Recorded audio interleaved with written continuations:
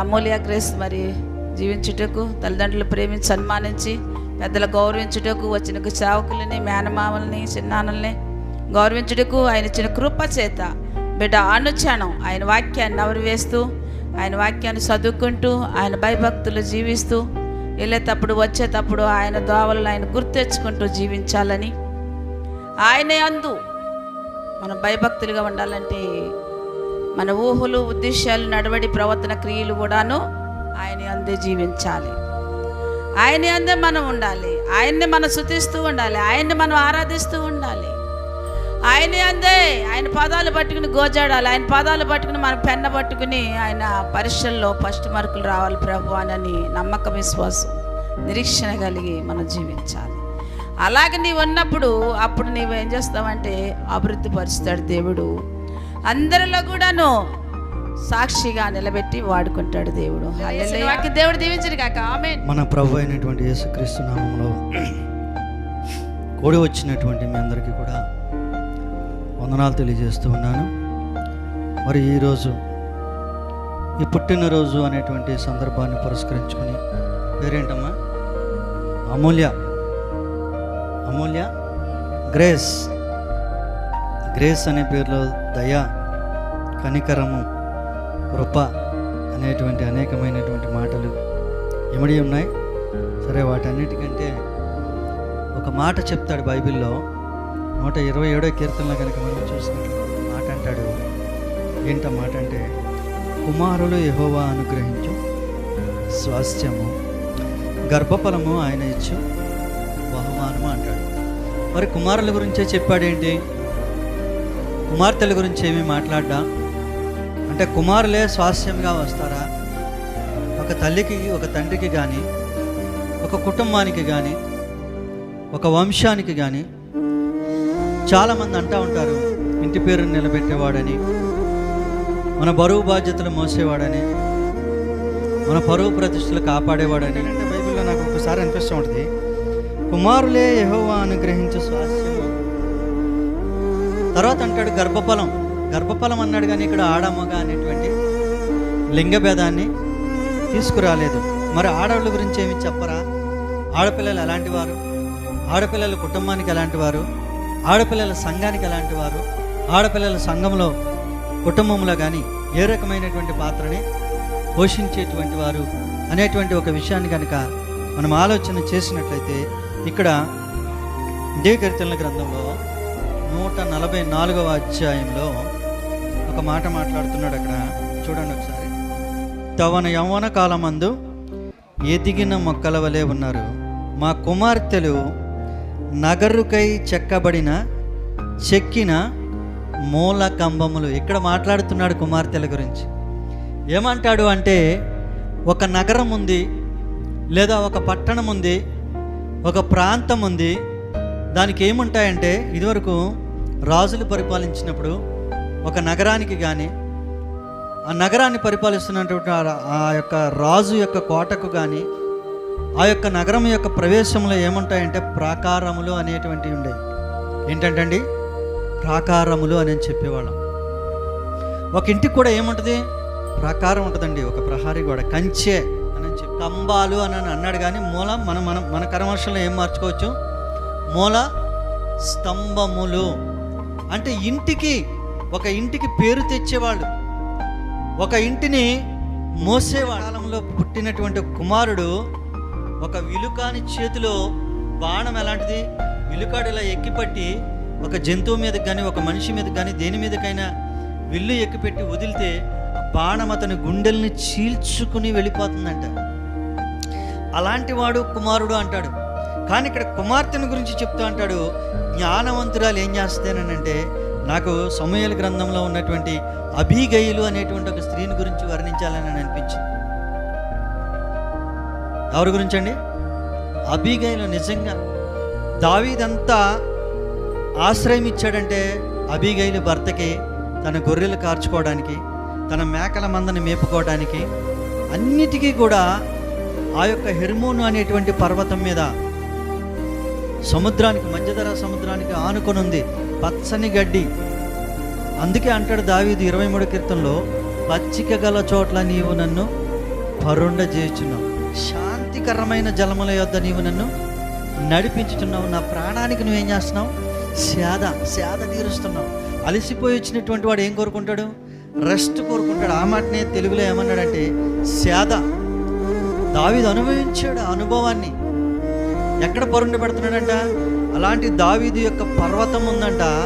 ఆ పర్వతము దగ్గర ఈ యొక్క అబీగైలు యొక్క భర్త తన గొర్రె బొచ్చును కత్తిరించేవాడంటే. ఎవరు అబీగైలు భర్త? ఎవరు? గొర్రె బొచ్చును కత్తిరించేవాడు. అతనికి ఆశ్రయం కల్పించాడంట.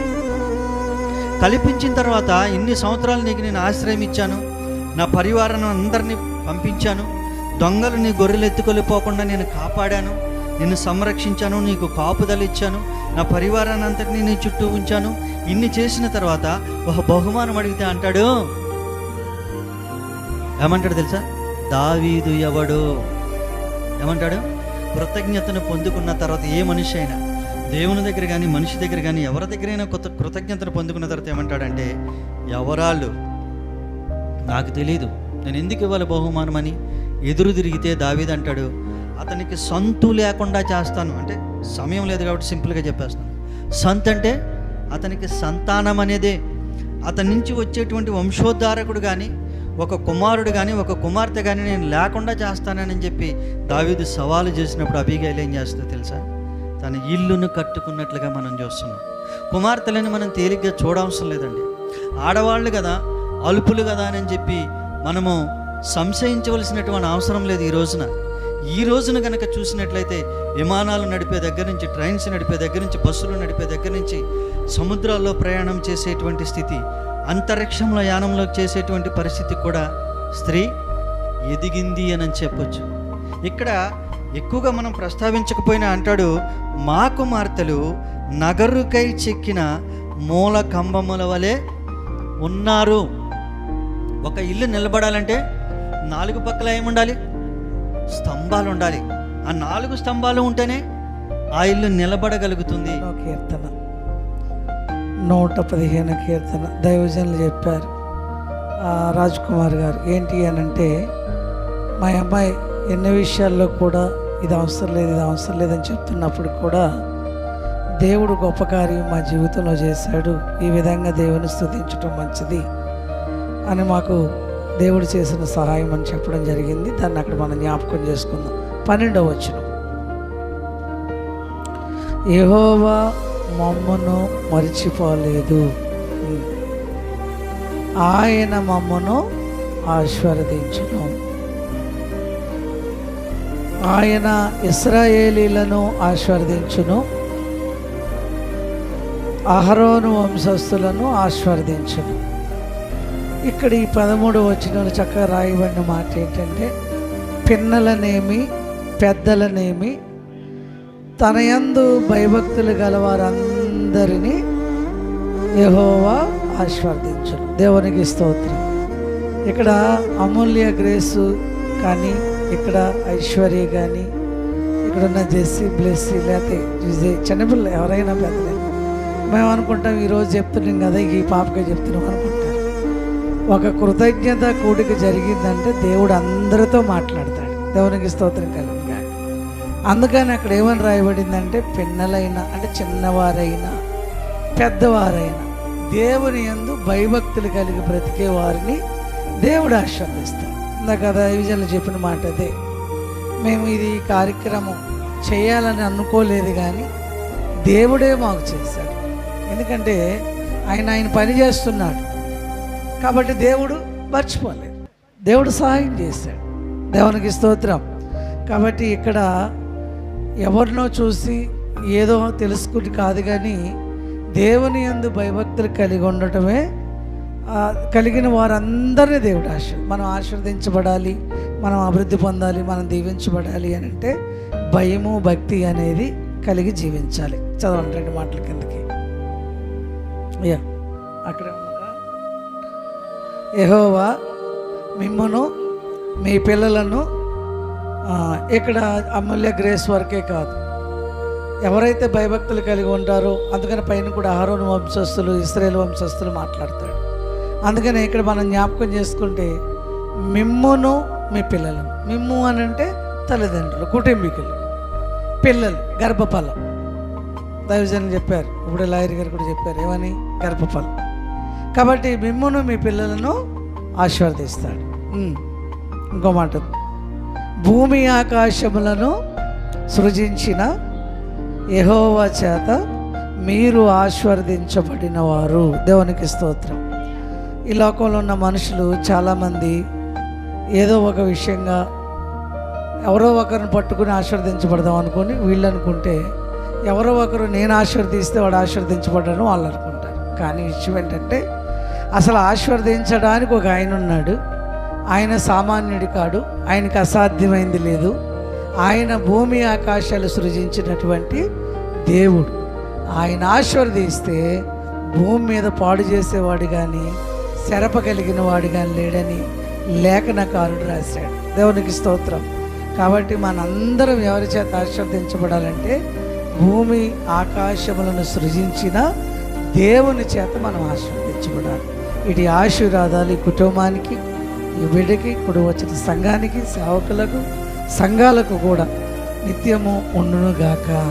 ఆమేన్, ఆమేన్. మరి ఈ సమయాన్ని దైవజనులు యూపీఏ గౌరవ అధ్యక్షులకు ఉన్నటువంటి రెవరెండ్ డి సామ్యుయల్ రాజయ్య గారికి నేను ఈ సమయాన్ని అప్పగిస్తున్నాను. దేవుని యందు భయభక్తులు కలిగి ఉండడం మన జీవితాలకి ఎంతో ఆశీర్వాదకరము అని చెప్పనేసేసి దైవ లేఖనాలు మనతో మాట్లాడుచున్నాం. ఆయన యందు భయభక్తులు కలిగి ఉంటే అలాంటి వారినే దేవుడు ఆశీర్వదిస్తాడు, దీవిస్తాడు. అమ్మలే కొద్దిసేపు నా మాటలు వినే కొద్దిసేపు వింటావా, అంతా వింటావా, మొత్తం వింటావా? దేవునికి మహిమ కలుగును గాక. సరే, సమయంలో నేను సమయాన్ని బట్టి ముందుకు వెళ్ళిపోవడానికి చూస్తూ ఉన్నాను. ఆదికాండము 26వ అధ్యాయము 12-13 వచనాలు ఒకసారి చూస్తాను. ఇస్సాకు ఆ దేశమందు ఉన్నవాడై విత్తనము వేసి ఆ సంవత్సరము 100 ఫలము పొందెను. యెహోవా అతనిని ఆశీర్వదించను గనుక ఆ మనుషుడు గొప్పవాడాయను. అతడు మిక్కిలి వాడగు వరకు క్రమముగా అభివృద్ధి పొందుచు వచ్చెను. కృపగలిగిన మా తండ్రి, జీవాధిపతి, నీకు స్తోత్రాలు. రాత్రి నాయన ఎవరిని గురించి అయితే మాట్లాడుచున్నామో ఆ ఇస్సాకు నాకు ఇచ్చిన ఆశీర్వాదము దేవా, ఈ రాత్రి అమూల్య గ్రేస్కి మని ప్రభు నీ సన్నిధిలో ప్రార్థిస్తూ ఉన్నాను. ఇంతవరకు నాయన నీ దయలో నీ కృపలో భద్రపరిచావు. గడిచిన సంవత్సరాలన్నీ మీరు రెక్కల చాటును భద్రపరిచావు. రాత్రి మరొకసారి నాయన తండ్రి బిడ్డ పక్షాన సావుకులంగా మేమందరం ప్రార్థించి ఉన్నాము ప్రభువా. మరి ఎన్నో విషయాలు సావుకుల నుంచి మాట్లాడావు. మరొకసారి దీనుడిగా నేను నిలబడుచున్నాను. నా ద్వారా నీ ప్రియకుమారితో, కుటుంబముతో, నాయన బిడ్డలందరితో మాట్లాడమని యేసు నామములో ప్రార్థిస్తున్నాము తండ్రి, ఆమేన్. మంచిది. ప్రియమైన దేవుని బిడ్డలారా, ఈ రాత్రి మనం ఆలోచన చేసినట్లయితే కనుక 100 ఆశీర్వాదం పొందిన, 100గా వర్ధిల్లిన, 100 మేలును పొందుకున్న ఒక వ్యక్తిని గురించి మనం చూస్తూ ఉన్నాము. అతడే ఎవరు అని చెప్పనేసి అంటే ఇస్సాకు. ఆయన పేరేంటండి? ఇస్సాకు.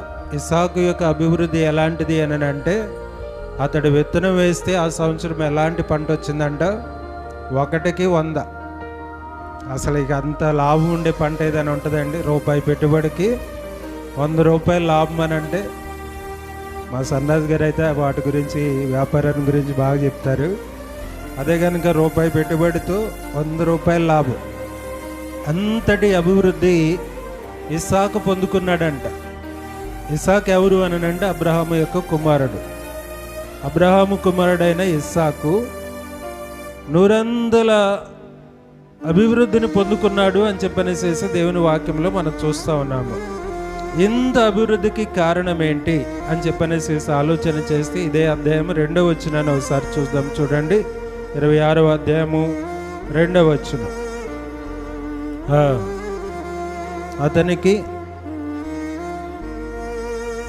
అతనికి ప్రత్యక్షమై,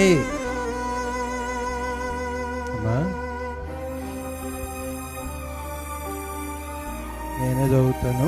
దేవునికి మహిమ కలుగును గాక.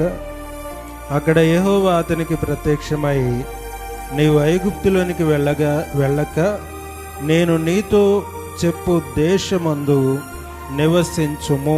దేవునికి మహిమ కలుగును గాక. ప్రియమైన దేవుని బిడ్డలారా, రాత్రి మనము ఇస్సాకు నూరంతల అభివృద్ధిని చెందడానికి కారణం ఏంటి అని అంటే, దేవుడు ఏది చెప్పాడో అదే చేశాడు. ఏం చేశాడండి? దేవుడు ఏం చేశాడు? ఏమని చెప్పాడు? నువ్వు ఐగుప్తులోనికి వెళ్ళొద్దు అని అంటే ఐగుప్తులో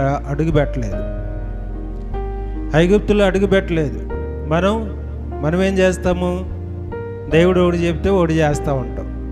అందుకని మన అభివృద్ధి ఎలా ఉంది అని చెప్పనేసి అంటే, ఎంత కష్టపడ్డా కానీ ఆఖరికి ఏమి కూడా లాభం లేని పరిస్థితుల మధ్యన మన జీవితాలు ఉన్నవి. అయితే ఈ రాత్రి నేను చెప్తున్న మాట ఏంటి అని అంటే, ఇస్సాకు నూరంతలుగా అభివృద్ధి చెందాడు.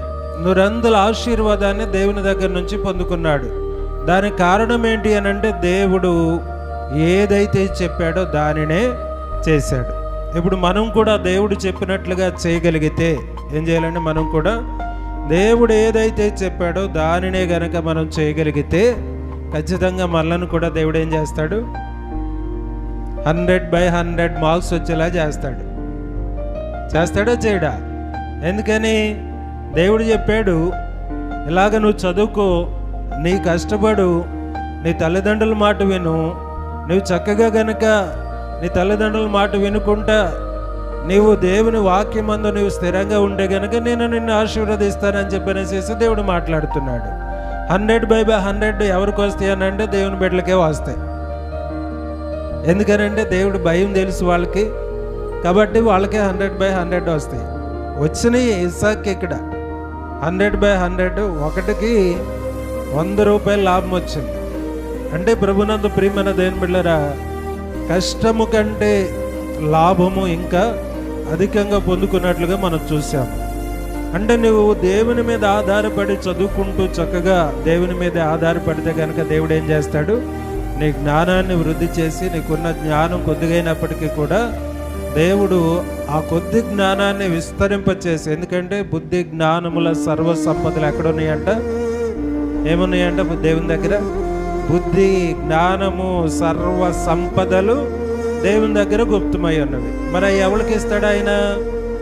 ఆయన యందు ఎవరైతే భయభక్తులు కలిగి ఉంటారో, ఆయన మాట చెప్పినట్లుగా ఎవరైతే చేస్తారో వారికి ఆయన అంతటి జ్ఞానాన్ని దేవుడు ఇవ్వడానికి ఇష్టపడతా ఉన్నాడు. దేవునికి స్తోత్రం, హల్లెలూయా. ఈ రాత్రి దేవుని మాట మనం కూడా వింటే కనుక దేవుడు మనల్ని ఎలా ఆశీర్వదిస్తాడండి?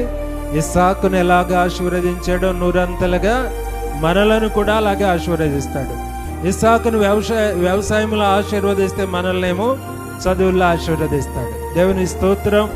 కాబట్టి మనము దేవుడు ఏది చెప్పాడో అది చేయాలి. చక్కగా ప్రార్థన చేసుకోమని అమ్మ నాన్న చెప్పినప్పుడు ప్రార్థన చేయాలి. వాక్యం చదువుకోమని చెప్పినప్పుడు వాక్యం చదవాలి.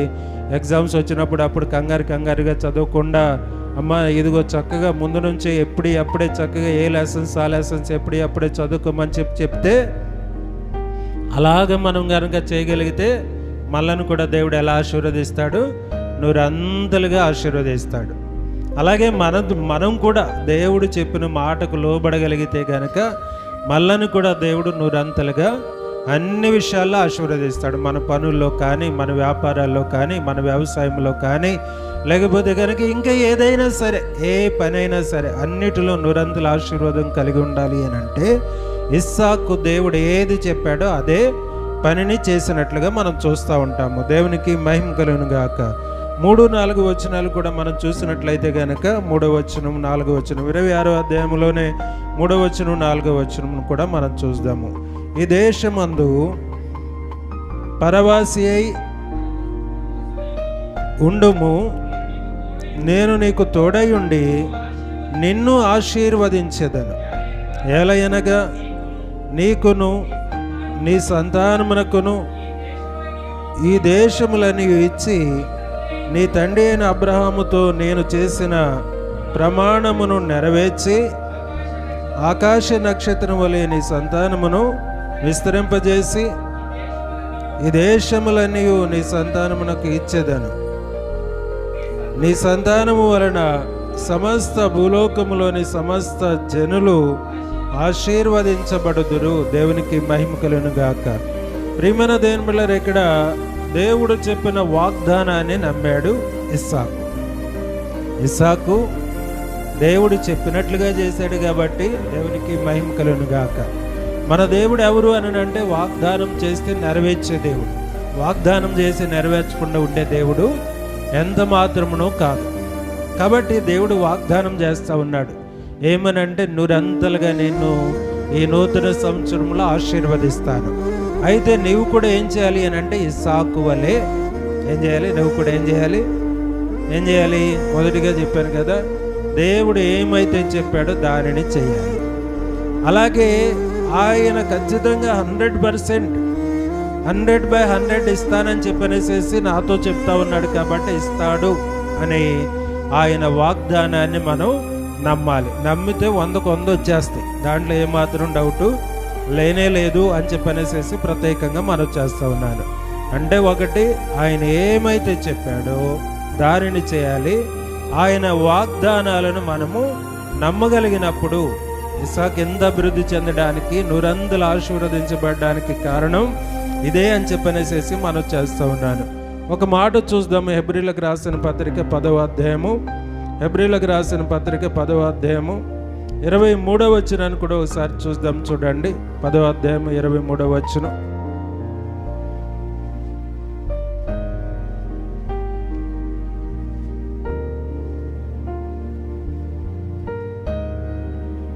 త్వరగా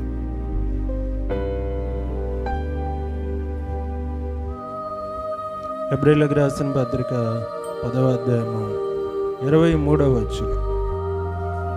వాగ్దానము చేసిన వాడు నమ్మదగిన వాడు గనుక నిరీక్షణ విషయమై మనం ఒప్పుకొనినది నిశ్చయముగా పట్టుకొందుము. దేవునికి మహిమ కలుగును గాక. ఇక్కడ కూడా మనం చూసినట్లయితే ఇదే విషయాన్ని చూస్తూ ఉన్నాం. వాగ్దానము చేసిన వాడు నమ్మదగిన వాడు గనుక మన నిరీక్షణ విషయమై మనం ఒప్పుకొనినది నిశ్చయముగా పట్టుకొందుము. వాగ్దానం చేసిన దేవుడు నమ్మదగిన దేవుడు. అయితే ఆ వాగ్దానాన్ని మనం సంతరించుకోవాలంటే ఏం చేయాలంట? నిరీక్షణతో ఎదురు చూసే అనుభవాలు మనం కలిగి ఉండాలి. దేవునికి స్తోత్రం. అంటే దేవుని మాట వైపు మనము నిరీక్షణతో ఎదురు చూడగలిగితే కనుక దాన్ని ఖచ్చితంగా ఆ వాగ్దానాన్ని మనము పొందుకోగలుగుతాము అని చెప్పనేసేసి మనం చేస్తూ ఉన్నారు. దేవునికి స్తోత్రం. హల్లెలూయా. ఇంకా ఇస్సాకులో ఉన్న 3వ లక్షణం ఏంటి అని చెప్పనేసేసి అంటే, ఒకటి, దేవుడు చెప్పినట్లుగా చేశాడు. రెండవది, దేవుని వాగ్దానం మీద నిరీక్షణతో ఎదురు చూసి వాగ్దానాన్ని పొందుకోగలిగాడు. అంటే వాగ్దానం మీద పూర్తిగా నమ్మకాన్ని కలిగి ఉన్నాడు. మన దేవుడు కూడా మనలను పైవారిగా ఉంచుతానన్నాడు. లోకములో ఉన్న వారికి అంటే కూడా అధికమైన జ్ఞానాన్ని దేవుడు మనకిస్తానని చెప్పనేసేసి వాగ్దానం చేస్తూ ఉన్నాడు. చదువుతూ ఉన్నారు కాబట్టి ఇప్పుడు అట్టి జ్ఞానాన్ని ఇస్తానని దేవుడు వాగ్దానం చేస్తూ ఉన్నాడు. ఆనాడు ఇస్సాకు నమ్మాడు. నువ్వు కూడా నమ్మితే, మనం అందరం కూడా నమ్మగలిగితే గనక దేని కొరకై ఏ విషయంలో దేవుడు వాగ్దానం చేశాడో వాటన్నిటినీ పూర్తిగా హృదయపూర్వకంగా మనం నమ్మగలిగితే గనక వాటన్నిటిని మనము పొందుకోగలుగుతాము. అది 100%. దేవుని స్తోత్రం. హల్లెలూయా. ఏమాత్రం సందేహం లేదు. 99%, 99.9 కూడా కాదు. ఎంత? 100% వాగ్దానం చేసిన దేవుడు, నమ్మదగిన దేవుడు. నమ్ముకున్న వారి అందరి పట్ల ఆ వాగ్దానాన్ని ఎవరైతే నమ్ముతారో వారందరి పట్ల ఆ వాగ్దానాన్ని ఆయన ఖచ్చితంగా నెరవేరుస్తాడు. దేవునికి మహిమ కలుగును గాక. మూడవదిగా మనం చూసినట్లయితే కనుక ఇదే ఆదికాండము 26వ అధ్యాయము 25వ వచనాన్ని ఒకసారి చూద్దాము. 26వ అధ్యాయము 25వ వచనాన్ని ఒకసారి చూద్దాము.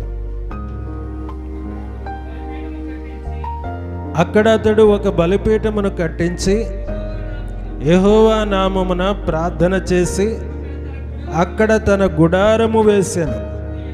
అప్పుడు ఇస్సాకు దాసులు అక్కడ బావి త్రవ్విరి. దేవునికి మహిమ కలుగునుగాక. ప్రియమైన దేవుని బిడ్డలారా, ఇక్కడ కూడా మనం చూసినట్లయితే గనక ప్రార్థన బలిపీఠాన్ని కట్టిన వ్యక్తిగా ఇస్సాకు జీవితాన్ని మనం చూస్తూ ఉంటాం. తన తండ్రి కూడా అదే నడకని నడిచాడు కదండి. అబ్రహాము ఎక్కడికి వెళ్ళినా కానీ ముందేం చేసేవాడు? ప్రార్థనా బలిపీఠాన్ని కట్టేవాడు. ఏ స్థలానికి వెళ్ళినా కానీ ముందు చేసిన పని ఏంటి అని అంటే బలిపీఠం కట్టడమే ఆయన పని. అందుకనే అబ్రహామును అంతగా ఆశీర్వదించాడు. తండ్రిని అనుసరించిన కుమారుడు. రోజున మరి మీ తండ్రి గారు కూడా దేవుని పరిచర్యలో ఉన్నారు. రాజ్కుమార్ గారు చక్కగా నమ్మకంగా పనిచేస్తూ ఉన్నారు. మనం కూడా అలాగే వారిని అనుసరించి, తండ్రిని అనుసరించిన ఇస్సాకు, తండ్రి వలె ప్రార్థించిన ఇస్సాకు, ప్రియమైన దేవుని బిడ్డలారా, నూరందలుగా ఆశీర్వదించబడడానికి కారణం ఏంటి అని అంటే అతడు ప్రార్థనాపరుడు. దేవునికి స్తోత్రం, హల్లెలూయా. ఇస్సాకు ప్రార్థనాపరుడు అండి. ఎంత ప్రార్థనాపరుడు అంటే భార్య కోసం ప్రార్థనతో ఎదురు చూశాడు. దేవునికి స్తోత్రం. తన కాబోయే భార్య కోసం ఇస్సాకు ఎలా ఎదురు చూశాడు? ఏం చేశాడంట? పొలంలో ధ్యానం చేస్తూ ఉన్నాడంట. చాలామంది ఏం చేస్తారు, ఎప్పుడు వస్తుందా అని చెప్పనేసి కళ్ళు కాయలు వేసేలాగా ఆమె కోసం ఆ రహదారులు ఇంకొక అవసరమైతే ఇంకా కొద్దిగా ముందుకెళ్ళి ఎదుర్కోవడానికి ముందుకు వెళ్తూ ఉంటారు. కానీ ఇస్సాకు అలా చేయలేదండి.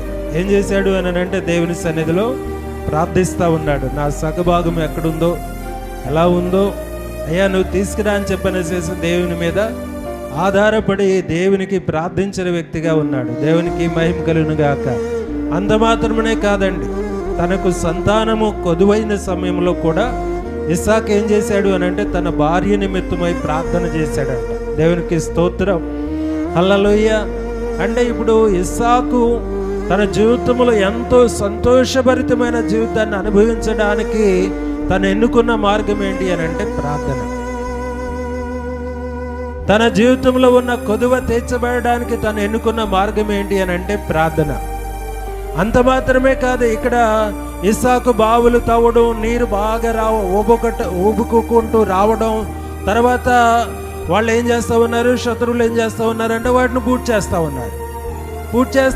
ఒకసారి తవ్వాడు, మంచి జలధారలు కలిగిన బావులు, ఓటలు కలిగిన బావులు వచ్చినాయి.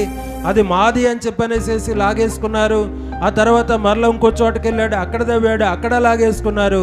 ఇక ఇప్పుడు ఏం చేశాడు అని అంటే ప్రార్థన చేసి, ఇతడు ప్రార్థన చేస్తూ ఉండగా తన పనివారు ఏం చేశారంట, వెళ్ళి బావులు తవ్వారు. బావులు తవ్వితే ఇప్పుడు వాళ్ళకి అర్థమైంది. ఏమని అర్థమైంది అని అంటే ఈ తర్వాత వచనాలు చదివితే మనకు అర్థమవుద్ది. ఏమని చెప్తా ఉన్నారంటే యెహోవా నీకు తోడుగా ఉన్నాడు. నీకు ఎంత నష్టమైతే మేము చేయాలనుకుంటున్నామో అంతగా దేవుడు నిన్ను హెచ్చిస్తూ ఉన్నాడు, నీకు తోడుగా ఉన్నాడు. తోడుగా ఉండడానికి కారణం ఏంటి? దేవుడు అంత తోడుగా ఉండి ఎక్కడ ఇత్తనం వేస్తే అక్కడ 100% లాభం వచ్చేలాగా చేశాడు. ఎక్కడ గుంట తవ్వినా కానీ ఉబికే నీరు వచ్చేలాగా దేవుడు చేశాడు అని అంటే దానికి కారణం ఏంటి అని చెప్పనేసి అంటే దేవుని మాట విన్నాడు, దేవుని మాట మీద, దేవుని వాగ్దానం మీద స్థిరమైన నమ్మకాన్ని కలిగి ఉన్నాడు. అంత మాత్రమే కాకుండా దేవుని నడకుండా ఏది చేసిన అనుభవాలు తన జీవితంలో లేనేలేవు. ఈ రాత్రి మనం కూడా దేవుని మాట విని దేవుని వాగ్దానం వైపు ఎదురు చూస్తూ దేవుని సన్నిధిలో ప్రార్థనాపూర్వకంగా ప్రతి విషయాన్ని ప్రభువుని అడిగి మనం చేయగలిగితే గనక దేవుని స్తోత్రం, ఈ నూతన సంవత్సరం నీ జీవితంలో 100%. రోజు ఒకవేళ నీ క్లాసులో నువ్వు ఇంకా నిన్ను ఎవరు గుర్తించలేకపోయారేమో, ఇప్పుడు వరకు ఇంకా నీవు ఏ టీచర్ కూడా గుర్తించలేని స్థాయిలో ఒకవేళ నీ స్టడీ ఉందేమో. ఒకవేళ గుర్తిస్తే ఇంకా మంచిది.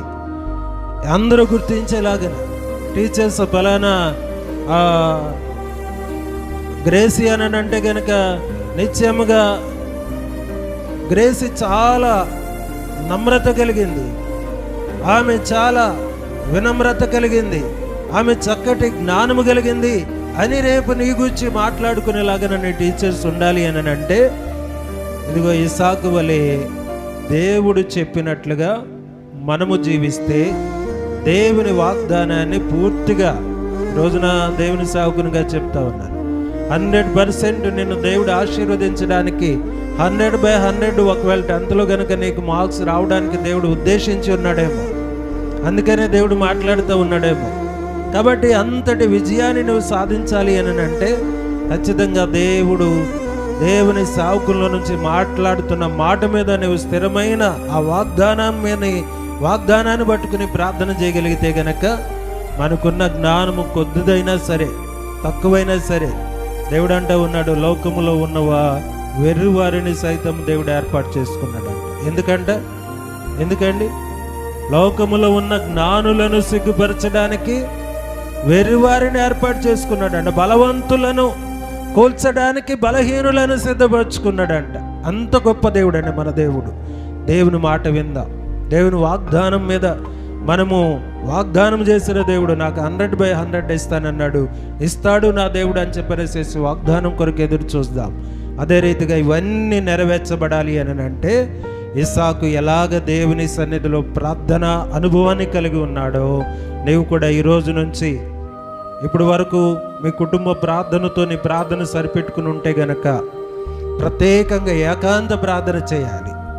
అంతటి విజయాన్ని మనం పొందుకోవాలి అని అంటే ఏం చేయాలి? ఇస్సాకు ఎలా ప్రార్థన చేశాడో మనం కూడా అలాగే ప్రార్థన చేయాలి. ఐశ్వర్య నువ్వు కూడా ఏం చేయాలి? దేవుని మాట వినాలి, దేవుని వాగ్దానం మీద నమ్మకం ఉంచాలి. అలాగే ఇంకేం చేయాలి? చెప్పాలి, మీరే చెప్పాలి. ఏం చేయాలి? మూడవది, వాగ్దానం చేసిన దేవా ఇది నా జీవితంలో నెరవేర్చమని పట్టుదలతో ప్రార్థన చేయాలి. దేవుని స్తోత్రం. చేస్తారా? ప్రార్థన చేస్తే మిమ్మల్ని కూడా ఇస్సాకును హెచ్చించి ఆశీర్వదించిన దేవుడు మీ జీవితాలను కూడా ఈ నూతన సంవత్సరంలో అంతటి ఆశీర్వాదముతో మిమ్మల్ని నింపడానికి ఆయన ఇష్టపడుతూ ఉన్నాడు. కాబట్టి దేవుని మాట విందాం, దేవుని వాగ్దానమును ఎదురు చూసే వారముగా వాగ్దానాన్ని నమ్ముదాము.